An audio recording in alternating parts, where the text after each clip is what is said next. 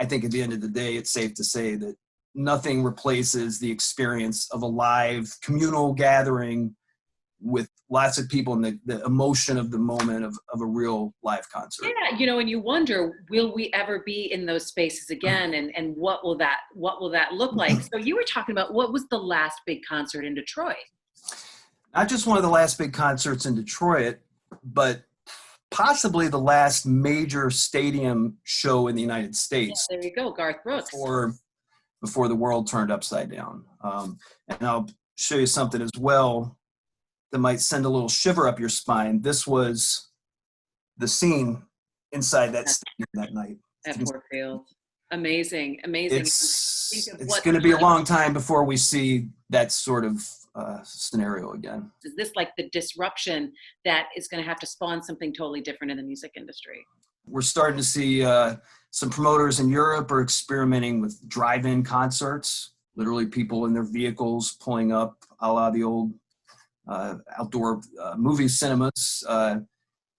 There's one thing that's been missing with these online events. They've mostly been solo performances just by virtue of the social distancing. So you're not seeing a lot of bands and whatnot. Yeah, you'll probably see some innovative stuff like maybe an outdoor show where there's a performer up on a stage and X number of people can spread out blankets this far apart in a park. In fact, I would bet stuff outdoors will be the first thing we might see coming back on the scene. So you are working on a story on an event for the city of Detroit is putting on a virtual event. Yeah, it's been coming together for quite a while now, actually. And this is through the mayor's office, actually, who's been spearheading this in partnership with some of the other arts institutions and foundations in town.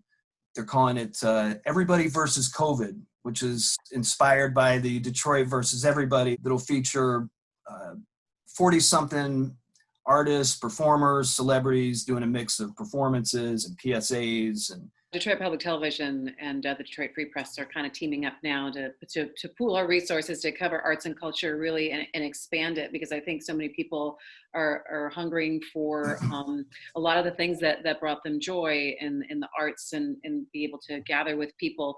You know, a lot of times the best art is forged out of turbulent times and difficult personal circumstances and all the rest of it. And certainly nowhere less than in Detroit over the decades, even, you know, the volume of great world-changing music that's come out of this place is, you know, never ceases to amaze.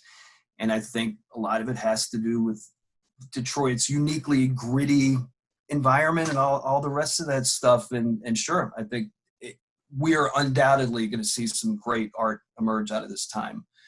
And, you know, and once we have a chance to look back on it all and take stock, there's nothing great about what's going on right now, but the fruits of it will be interesting to see.